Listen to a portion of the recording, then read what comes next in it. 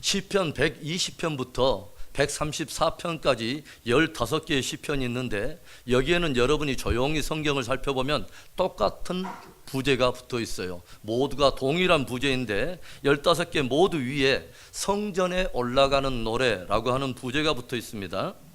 여기에 대해서 많은 주석가들은 두 가지의 서로 다른 견해를 우리에게 들려줍니다. 하나는 온 이스라엘 전역에 흩어져 살고 있는 백성들이 중요한 절기가 되면 자기들이 살고 있는 삶의 현장을 떠나 예루살렘에 올라가 하나님께 예배를 드리게 되어 있는데, 이때 저들이 성전을 향해 가는 길에 앞에 놓여 있는 크고 작은 산들을 넘어가면서 부르던 노래였다고 하는 견해입니다. 또 한 가지 다른 견해는 바벨론의 포로로 끌려갔던 하나님의 백성들이 포로기의 숱한 고초 끝에 전적인 하나님의 은혜로 다시 고국으로 돌아오게 되는데, 이때 하나님의 성전을 사모하며 벅찬 감동으로 눈물로 산들을 넘으며 부르던 노래였다고 하는 그런 견해예요. 절기를 따라 하나님의 성전으로 나아오든 또는 바벨론 포로 생활에서 다시 성전을 향해 나아오던 이 노래들이 성전을 향해 올라가는 노래라고 한다면 우리는 이 노래들을 순례자들의 노래라고 부를 수 있을 거예요. 그리고 그것은 궁극적으로 영원한 하나님의 도성 새 예루살렘을 향해 나아가는 온 성도들의 순례의 여정의 한 예표를 담고 있고, 그 여정에서 크고 작은 산들을 넘어가며 부르는 순례자들의 노래, 곧 저와 여러분들의 노래인 것입니다. 오늘 시편 기자는 문득 고민하며 고백하고 있어요. 1절에 내가 산을 향하여 눈을 들리라, 나의 도움이 어디서 올꼬. 성전을 향해 나아가는 길에 저들 앞에는 크고 작은 산들이 놓여 있습니다. 그런데 그 산들은 순례자들이 반드시 넘어야 할 산들인 거죠. 그런 의미에서 산은 장벽이요, 문제요, 고난과 연단의 이미지가 있습니다. 어떻게 그 산들을 넘어갈 수 있을까요? 길을 막고 우리의 믿음의 전진, 순례의 행진을 가로막고 서 있는 거대한 산들을 어떻게 넘어설 수 있을까요? 시편 기자는 숱한 묵상 속에서 고민해요. 나의 도움이 어디서 올꼬? 나의 도움이 과연 어디서 올꼬? 그리고 그는 배회하던 묵상의 종착역에 도착을 하게 되고 이런 결론을 붙들게 됩니다. 2절에 나의 도움은 천지를 지으신 여호와에게서로다. 내 앞에 놓여있는 거대한 산들 앞에서 나의 초라함과 왜소함을 느끼며 어쩔 줄 몰라 도움의 손길을 구하던 시편 기자가 내린 결론, 붙든 결론은 뭐냐? 산을 넘는 것은 오직 산보다 크신 여호와 하나님을 붙드는 것, 천지를 지신 하나님을 붙드는 것, 바로 그것이라는 거죠. 그래서 시편 기자는 오늘의 그 고백 속에 이런 다짐을 견고히 하고 있는 거예요. 내가 여호와를 의지하여 그의 도움을 의지하여 앞에 놓인 크고 작은 산들을 거뜬히 넘어가리라. 그것을 인하여 문제와 장벽을 모두 넘어서리라. 이렇게 다짐하고 있는 것입니다. 2019년 우리 하나님을 의지하고 그분의 도우심을 의지하여 여러분의 삶과 신앙 앞에 놓여있는 크고 작은 산들을 거뜬히 넘어가는 승리가 있기를 주의 이름으로 축원합니다.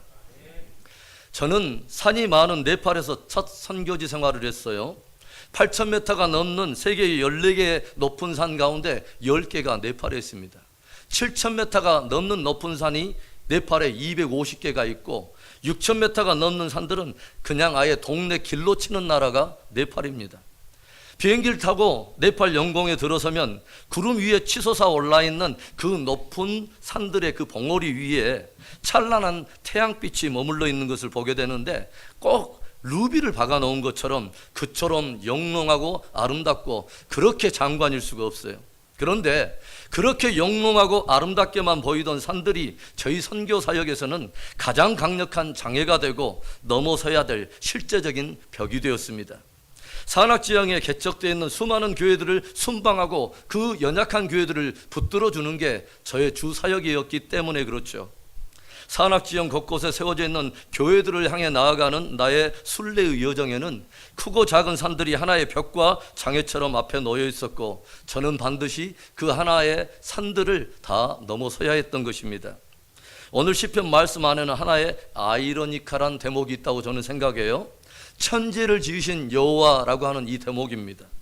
우리를 조금 당황하게 하는 말씀인 것 같지 않습니까? 내가 산을 향하여 눈을 들리라. 나의 도움이 어디서 올꼬? 산에 부딪혀서 어쩔 줄 몰라 하며 도움을 찾고 부르짖으며 결국은 나의 도움은 천지를 지신 여호와에게서로다. 결국은 하나님을 결론으로 붙들었는데 아이러니컬하게도 그 하나님이 천지를 지으셨다는 것입니다. 그 하나님이 바로 그 산들을 지으셨다는 거예요. 우리들이 이유는 알 수 없지만 우리들이 깊이 깨닫게 되는 아주 중요한 사실 하나는, 하나님께서는 우리의 믿음의 여정, 순례의 여정 속에 우리 앞에 기꺼이 크고 작은 산들을 지으시고 우리로 하여금 그 산들을 넘기를 원하신다고 하는 것이죠. 우리로 그 산들을 넘어오시기를 주님은 기대하신다고 하는 거죠. 저는 네팔의 선교 사역을 감당하면서 산을 통해 하나님께서 들려주시는, 가르쳐주시는 소중한 교훈들을 몇 가지 배웠어요. 나의 도움이 어디서 올꼬? 저와 여러분은 도움을 필요로 하는 절대적인 연약한 존재라는 것을 깊이 알아야 합니다. 나의 도움은 천지를 지으신 여호와에게서로다. 그분의 도움이 없이는 살 수 없는 연약한 존재라는 것을 뼛속 깊이 깨달아야 합니다. 그 산들을 오르내리면서 8,848m 에베레스트보다 8,603m 칸첸충가보다 훨씬 높은 산 하나가 있다는 걸 알았어요. 정말 정복하기 어려운 최고의 높은 산 하나를 발견했습니다. 바로 나라고 하는 산입니다. 점처럼 변하지 않는, 점처럼 변하려 하지 않는, 산처럼 점처럼 흔들리지 않는, 점처럼 정복할 수 없는 그 높은 산이 다른 것이 아닌 내 안에 있다는 것을 알았어요. 그런데 하나님께서 그 산을 정복하기를 원하신다는 거죠. 보이는 산들을 통하여 하나님께서는 우리 안에 있는 그 산을 정복하시기를 원하고, 주님은 우리 안에 그 산을 정복하셔서 바로 그곳에 그분의 형상을 빚기를 원하시고 우리를 보다 차원이 높은 영성으로 인도하시기를 주님이 원하신다고 하는 거예요. 그것이 하나님께서 기꺼이 우리 앞에 산을 두신 깊은 이유이며 곰곰이 생각하면 그처럼 소중한 은혜일 수가 없다고 하는 거예요. 2019년 하나님께서 저와 여러분을 마침내 정복해버리심으로 우리 안에 그분의 형상이 이루어지고 더 깊은 삶과 신앙의 성장과 성숙이 있는 진짜 축복된 한 해가 되기를 주의 이름으로 축원합니다. 성경을 통해서 우리들은 믿음의 사람들에게 산들을 통해 도전해 오시는 하나님을 보게 돼요.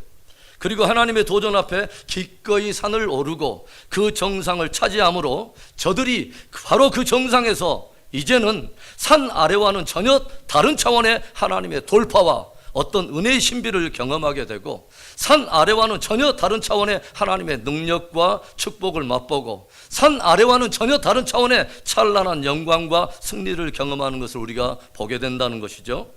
하나님께서 믿음의 사람들에게 도전하시는 산이 있습니다. 어떤 산일까요? 우리가 넘어야 할 바로 신앙의 산이 어떤 산일까요? 첫째로는 모리아산입니다. 아브라함이 올랐던 모리아산. 하나님의 말씀을 따라 지금까지 그의 모든 삶이 배어있던 본토와 친척과 아비집을 떠나서 순종과 헌신의 길로 하나님을 쫓아왔던 아브라함에게 최고의 시험 하나가 찾아옵니다. 주님께서 모리아산을 오르라는 거예요. 그것도 100세 노년의 얻은 자기의 생명과도 바꿀 수 없는 소중한 아들 이삭을 데리고 오르라는 거예요. 그것도 그 아들 이삭을 번제로 드리라고 하는 충격적인 명령을 주십니다. 지금까지 순종으로 하나님을 쫓아왔던 아브라함 내면 저 깊은 밑바닥에 이것만큼은 이라고 깊이 간직해온 바로 그 무엇, 이삭을 번제로 드리라는 것입니다. 그런데 아브라함이 하나님의 이 말씀 앞에 아침에 일찍이 일어나 짐을 꾸려 집을 나서요. 혹이라도 하나님의 말씀이, 그 명령이 변개되지 않을까 일말의 기대를 가지고 이불 속에서 문기적거리며 뒤치기는 것이 아니라 하나님의 말씀을 듣고 아침 일찍이 일어나 짐을 꾸려 모리아산 등정에 나선다고 하는 거죠. 모리아산에 도착한 아브라함은 다른 종들을 다 물리고 그 아들 이삭에게 번제 쓸 나무들을 등에 지우고 자신은 손에 불과 칼을 들고 드디어 정상에 가까이 이를 즈음에 아버지 아브라함에게서 왠지 평상시에 느낄 수 없는 어떤 비장함을 느낀 아들 이삭이 묻습니다. 아버지, 불과 나무는 있는데 번제할 양은 도대체 어디 있는 것입니까? 아버지 아브라함이 솟구쳐 오르는 격한 감정을 누르면서 대답을 해요. 아들아, 번제할 양은 하나님께서 자기를 위해 친히 준비하실 거야. 그리고 저들은 마침내 하나님이 말씀하신 바로 그곳, 바로 그 자리 모리아의 정상에 도착을 했어요. 비장한 표정을 더욱 굳게 한 아버지 아브라함이 단을 쌓고 나무를 벌려 바로 그 위에 이삭을 결박하더니 그 아들 이삭을 잡으려고 손에 쥔 칼을 높이 쳐들었습니다. 참 놀랍지 않습니까? 경이롭지 않습니까? 아버지 아브라함도 그렇지만 그 아버지의 참 그 아들이라는 생각이 들지 않습니까? 우리들이 기본적인 계산을 해봐도 이삭의 나이가 벌써 16세 내지는 17세 청년이었다는 것을 생각해 보면 마음만 먹으면 100세가 훌쩍 넘어선 아버지를 힘으로 제압하나 못하겠습니까? 그런데 아버지 아브라함도 아들 이삭도 하나님의 명령하신 이유는 알 수는 없지만, 하나님의 뜻을 다 이해할 수는 없지만, 하나님이 말씀하신 바로 그 자리, 바로 모리아의 정상에서 최고의 순종으로 예배를 드린 것입니다. 염소나 양이 제물이 아니라 내가 제물이 되고 내 아들이 제물이 되어서 주님께 최고의 예배를 드린 것입니다. 아브라함도 이삭도 그들의 생애 가운데 가장 깊고도 가장 높고도 가장 순결한 바로 순종으로, 그들의 생애 가운데 가장 고귀하고 숭고하고 아름다운 예배로 주님을 영화롭게 한 것입니다. 이때 위로부터 하나님의 사자가 급히 아브라함을 불러요. 창세기 22장 11절과 12절의 말씀. 여호와의 사자가 하늘에서부터 그를 불러 이르시되 아브라함아 아브라함아 하시는지라. 아브라함이 이르되 내가 여기 있나이다 하며 사자가 이르시되 그 아이에게 내 손을 대지 말라. 그에게 아무 일도 하지 말라. 내가 내 아들 내 독자까지도 내게 아끼지 아니하였으니 내가 이제야 내가 하나님을 경외하는 줄을 아노라. 엄청난 영적 돌풍이 일어나는 모리아산 등정이 다 끝났습니다. 그 번제단에서 사실 아버지 아브라함도 죽었고 사실 이삭도 죽은 것입니다. 바로 그곳에서 하나님께서 들려주세요. 내가 이제야 네가 나를 경외하는 줄을 알았노라. 내가 이제야 너의 중심에서 나를 경외하는 줄을 알았노라. 그리고 하나님께서는 이삭 대신에 하나님이 친히 예비하신 참 제물 어린 양을 보여주세요. 우리는 모리아산 정상에 번제단에 올라 있는 두 번제물을 보게 됩니다. 독자 이삭과 어린 양입니다. 우리는 모리아산 그 정상에서 장차 이 땅에 오셔서 모리아산 바로 그 동일한 장소에서 십자가에서 죽으심으로 온 인류에게 저주를 끊고 생명을 가져올 하나님의 독생자이면서 하나님의 어린 양이신 예수 그리스도를 보게 된다고 하는 것이죠. 하나님께서는 온 땅에 생명을 가져오게 될 그 위대한 복음의 사건을 아브라함과 이삭의 생애 속에 머리와 지식이 아닌 체험으로 그렇게 새겨주신 것입니다. 그리고 당신의 뜻이 이루어지는 그 일에 이해는 되지 않지만 그대로 순종과 예배로 헌신하며 나아왔던 아브라함을 나의 벗 아브라함아라고 부르십니다. 한바탕 큰 영적 돌풍이 지난 모리아 정상에서 하나님께서 다시 한번 아브라함을 부르세요. 창세기 22장 15절. 여호와의 사자가 하늘에서부터 두 번째 아브라함을 불러 다시 하나님께서 아브라함을 부르셨습니다. 왜 부르셨을까요? 하나님께서는 아브라함에게 그 고결한 순종이 가져오게 될 최고의 예배가 가져오게 될 놀라운 축복을 들려주세요. 함께 16절부터 18절의 말씀을 함께 읽어보겠습니다.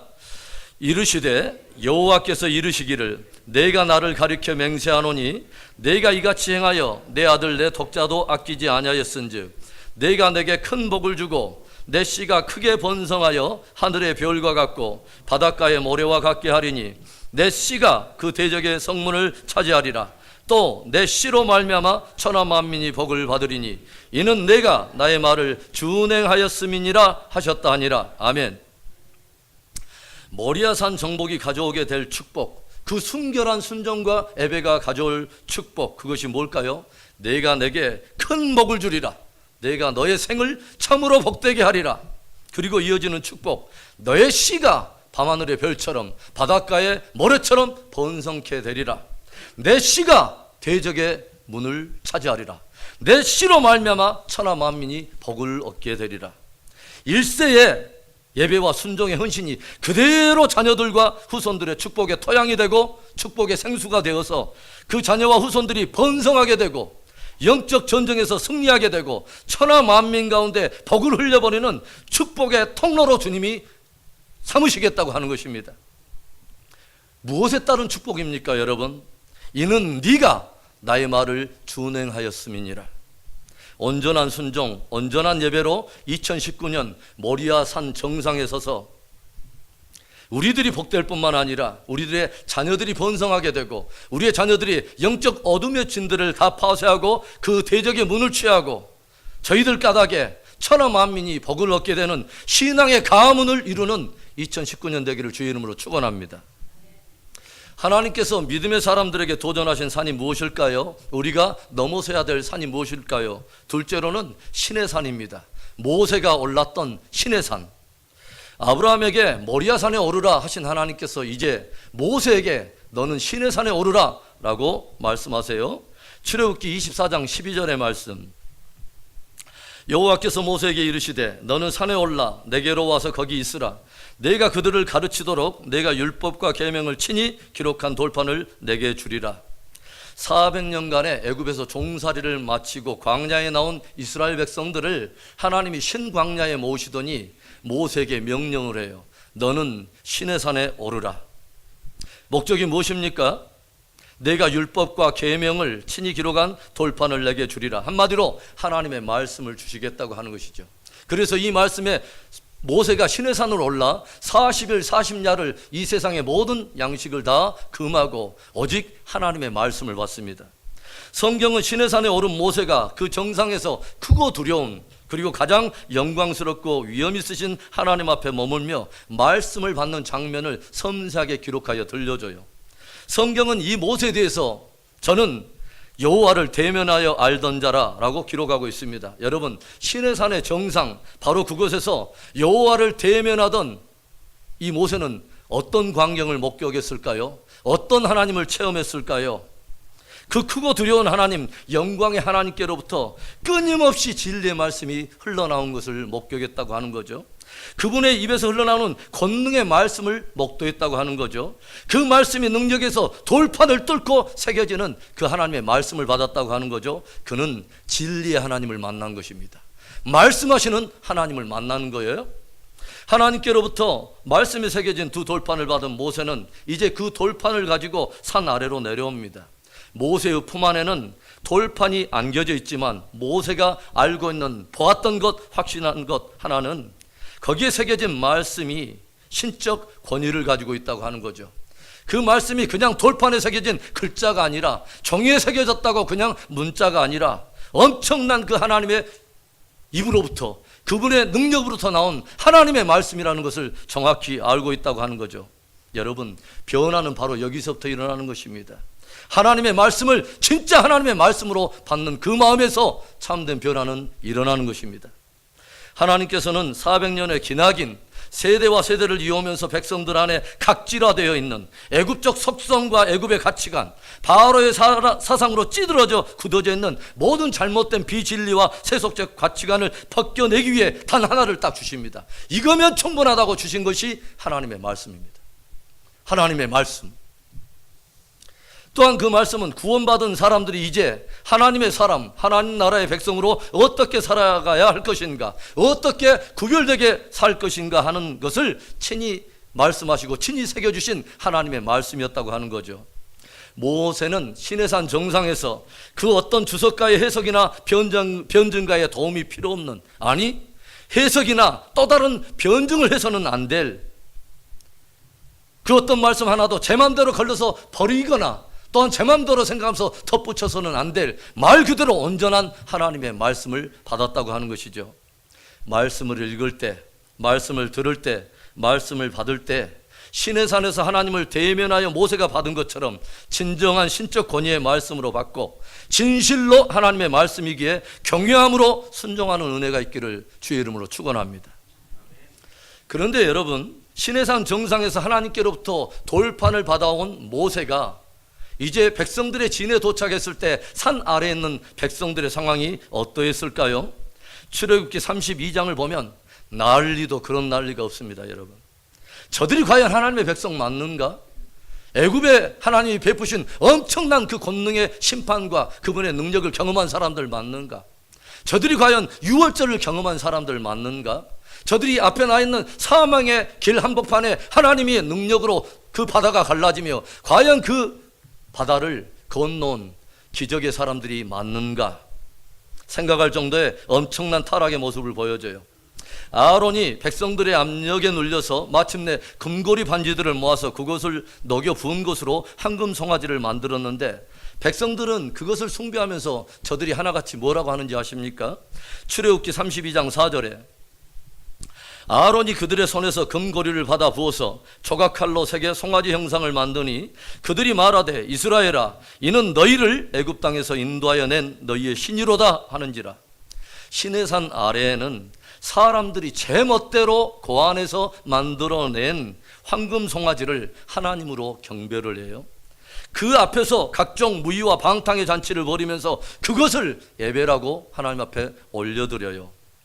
그리고 이 이해할 수 없는 타락의 모습에 분노한 모세가 하나님께 받은 그 돌판을 여지없이 깨버립니다. 여러분, 왜 저와 여러분이 시내산에 오르듯 올라서 하나님의 말씀을 받아야 되는지 아십니까? 하나님의 말씀을 통해서만 임으로 고안해낸 인본주의적 하나님이 아니라 진리로 오시는 진리의 하나님을 우리가 예배할 수 있기 때문입니다.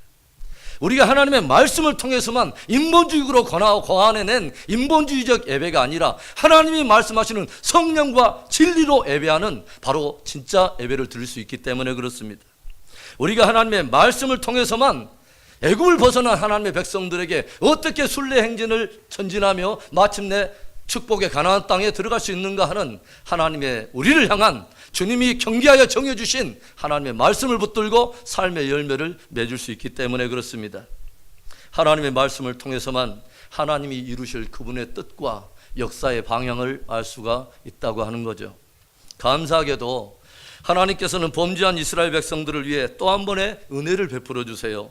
출애굽기 34장 1절 말씀에 여호와께서 모세에게 이르시되 너는 돌판 둘을 처음 것과 같이 다듬어 만들라. 내가 깨뜨린 처음 판에 있던 말을 내가 그 판에 쓰리라. 하나님께서 모세에게 또다시 시내산에 오를 것을 명령하십니다. 그런데 무엇을 가지고 올라오라고 명령하시냐면 처음 그 돌판과 같이 똑같이 돌판을 네가 돌로 깎아서 그 돌판을 가지고 올라오라는 거예요. 그러면 그 위에 하나님께서 말씀을 새기겠다는 것입니다. 처음 시내산에 오를 때는 하나님께서 친히 돌판도 주시고 그 위에다 글을 새겨주셨지만 이제 두 번째 돌판은 친히 모세가 깎아와야 된다는 거죠. 친히 돌판을 깎아오는 상황으로 나올 때 그 돌판 위에 주님이 새기시겠다는 거예요. 깊은 교훈과 가르침과 도전이 있는 거예요. 하나님의 말씀을 받기 위해서 깊이 사모해야 한다는 것입니다. 하나님께서는 이제 각 사람이 사모함으로 돌판을 깎아서 시내산에 올라와야 한다는 거예요. 심령의 돌판을 깎아 준비하여 나오는 자에게 그 사모하는 심령 위에 주님이 말씀을 새기시겠다는 것입니다. 하나님이 아무에게나 말씀을 주시는 것이 아닙니다. 사모하는 자에게 당신의 진리를 주십니다. 2019년 기꺼이 심령의 돌판을 준비하고 깎는 사모함으로 하나님의 말씀을 받고 하나님의 말씀을 따라 하나님을 섬기고 하나님의 말씀을 따라 예배하게 되고 하나님의 말씀을 따라 삶의 열매를 맺는 복된 한 해가 되기를 주의 이름으로 축원합니다. 하나님께서 믿음의 사람들에게 도전하시는 산이 무엇입니까? 우리가 넘어야 할 산 마지막 세 번째 갈멜산입니다. 엘리야가 올랐던 갈멜산. 이스라엘의 가장 영적으로 어두운 시대가 있었는데 바로 아합 시대였습니다. 특별히 그는 시돈 왕 엣바알의 딸 이세벨을 아내로 삼고 맞이하면서 온 이스라엘을 하나님께 등지게 만들고 우상 숭배와 불순종으로 이끄는가 하면 여호와의 말씀을 전하는 선지자들을 다 잡아 죽임으로 아예 이스라엘 땅에 야훼 신앙의 끝장을 보려고 작정했던 배도의 극치를 보여주는 사람입니다. 그리고 이 국가의 절대 권력 앞에 온 백성들이 다 침묵하면서 이스라엘 전체가 마치 세월호가 서서히 침몰되어 가는 것처럼 영적으로 침몰되어 가고 있었습니다. 누가 이 악한 흐름을 끊어낼 것입니까?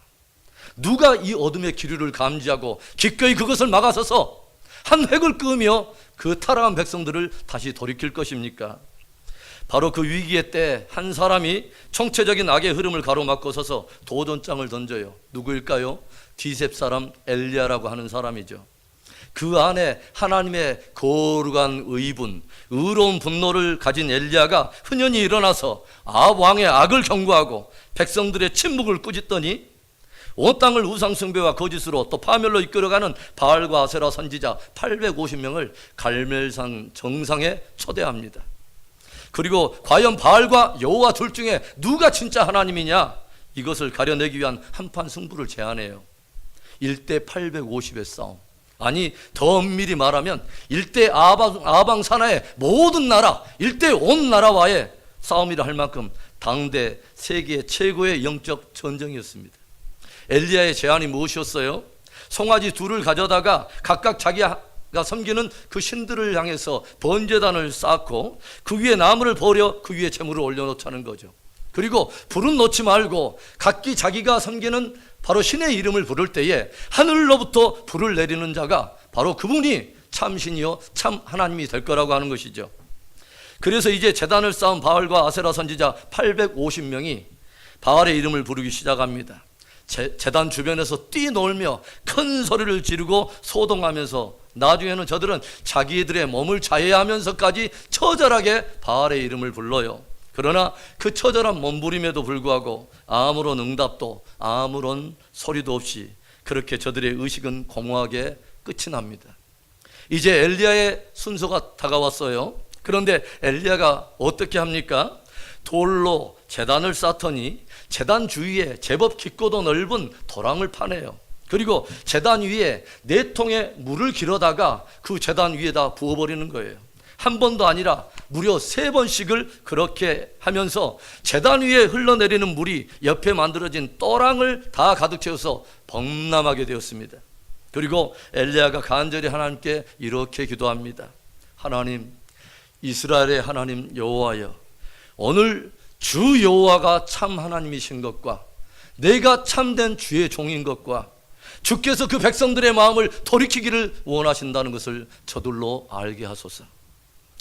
성경은 엘리야의 기도가 끝나자마자 여호와의 불이 하늘로부터 내려 번제물과 나무와 돌과 흙을 태우고 도랑의 물을 싹 핥아버렸다고 증거하고 있습니다. 이에 이 모든 장엄한 광경을 지켜보던 백성들이 지금까지 무거운 좌우에서 머뭇거리던 회색지대의 그 무거운 침묵을 다 깨버리고 큰 경이로움과 감동 속에서 외쳐요. 여호와 그가 하나님이시다. 여호와 그가 참 하나님이시다. 그리고 엘리야는 모든 바알과 아세라 선지자들 잡아 기손 시냇가로 데려다가 그들을 진멸시켜버림으로 이 일단의 사건은 종지부를 내리게 됩니다. 생명을 불사하면서 야훼 신앙을 사수하고 하나님을 향한 거룩한 의분으로 영적 전쟁을 기꺼이 치렀던 한 사람 엘리야. 이 한 사람 엘리야로 인해 이스라엘의 짙은 모든 어둠이 끝이 나고 온 이스라엘은 그 갈멜산 정상에 하늘로부터 불로써 임하는 찬란한 하나님의 일출을 경험하게 됩니다. 그리고 엘리야는 잠시 후에 다시 그 갈멜산을 올라가요.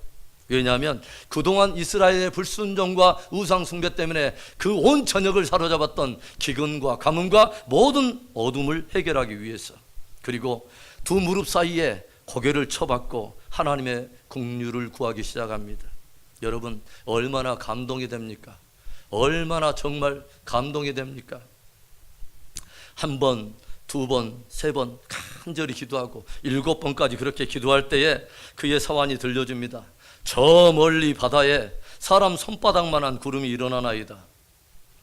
그리고 잠시 후에 하늘이 온통 검어지면서 큰 구름과 바람이 일어나고 3년 반에 모든 가뭄과 어둠과 기근을 해결해 버리는 엄청난 축복의 장대비가 이스라엘 전역에 쏟아지면서 큰 부흥과 회복이 시작됩니다. 얼마나 경이롭고 감동스럽습니까, 여러분? 그런데요, 성경을 보니까 여호와의 크고 두려운 날이 오기 전에 엘리야가 오리라라는 놀라운 예언의 말씀을 또다시 기록을 하고 있어요. 무슨 말일까요?